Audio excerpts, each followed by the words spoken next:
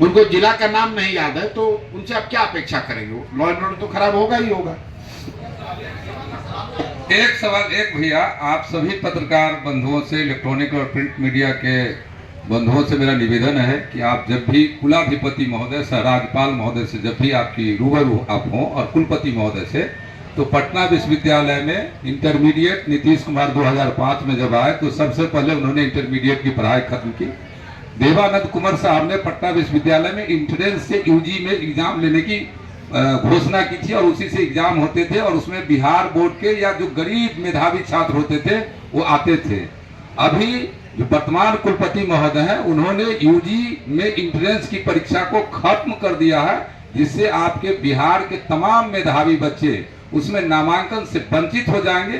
इस सवाल को आप कुलाधिपति महोदय से और राज्यपाल महोदय से, एक बिहार वासी होने के नाते, एक पत्रकार होने के नाते, एक चौथा स्तंभ होने के नाते, मैं ये जिम्मेदारी आप पे छोड़ना चाहता हूं, और आपसे अपील करना चाहता हूं कि आप अपने माध्यम से कम इन मुद्दों को आप उनसे पूछिए और इसको लागू करवाने का, इंट्रेंस लागू करवाने की कृपा करवाइए। ये आपसे कार्रवाई चल रही है, कोई आपराधिक मामला या भ्रष्टाचार का मामला चल रहा है, तो जो सरकार की एजेंसियां हैं, जो रूल ऑफ लॉ है वो पर लागू होगा।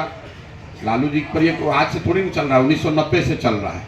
रोज नया नया केस आता रहता है। अब क्या केस सही है गलत, सीबीआई ने कर दिया, कभी सम्मन मिल गया, कभी कोर्ट से बरी हो गए, कभी कोर्ट ने जेल भेज दिया।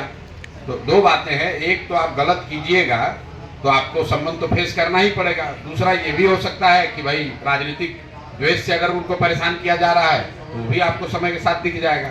लेकिन जहां तक लालू जी के भ्रष्टाचार का मामला है, आरजेडी का, तो ये इसको तो कोर्ट्स ने जांच लिया, कन्विक्ट कर दिया।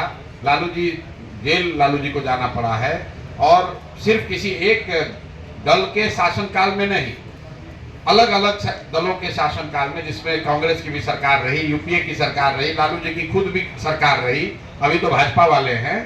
सभी सरकारों के रहने के बावजूद जो केस बॉर्डर स्कैम है वो तो चल ही रहा है। 25-30 साल से हम लोग बच्चे थे तब से वो केस सुन ही रहे हैं। अरे भाई, आप रोज कोई न कोई घोटाला कीजिएगा तो केस तो चलता ही न रहेगा। अब हम लोग उस पर क्या टिप्पणी कर सकते हैं? ना हमने केस किया है, ना हम इन्वेस्टिगेटिंग एजेंसी हैं, ना हम उसमें कोई विटनेस है, ना कोई हम उसमें प्रतिवादी है।